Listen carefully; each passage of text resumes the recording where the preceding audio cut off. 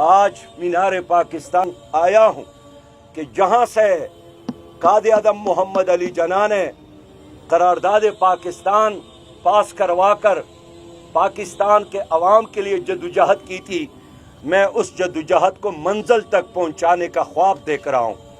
میں نوجوانوں کو امید دلا رہا ہوں کہ پاکستان نہیں ٹوٹے گا، پاکستان قرضوں سے نجات حاصل کرے گا۔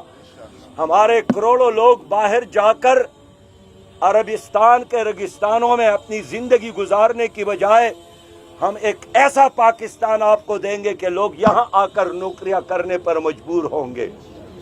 میں نے اس لیے نوجوانوں کو آگے لانے کا فیصلہ کیا ہے۔ ہم چاہتے ہیں کہ پاکستان کا نوجوان باصلاحیت ہے، ان کو ایوانوں میں ہونا چاہیے۔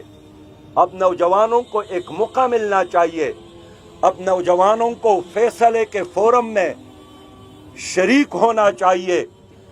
Jamaat Islami youth wing JI youth نے اس لیے فیصلہ کیا ہے کہ ہم 30 اکتوبر کو پاکستان کے یوتھ لیڈرز کو مینار پاکستان پر بلا رہے ہیں، اور انشاءاللہ تعالی 30 اکتوبر کو یوتھ لیڈرز یہاں آئیں گے، ان کے ساتھ ہم جرگہ اور مشاورت کریں گے، ان کو ہم ایک اسلامی اور خوشحال، آزاد اور خود مختار اور باوقار پاکستان بنانے کے لیے ایک لائحہ عمل دیں گے، اور میں امید رکھتا ہوں انشاءاللہ کہ یہ ایک نئے اور ایک خوبصورت دور لانے کے لیے نوجوانوں کی مومنٹ ہوگی۔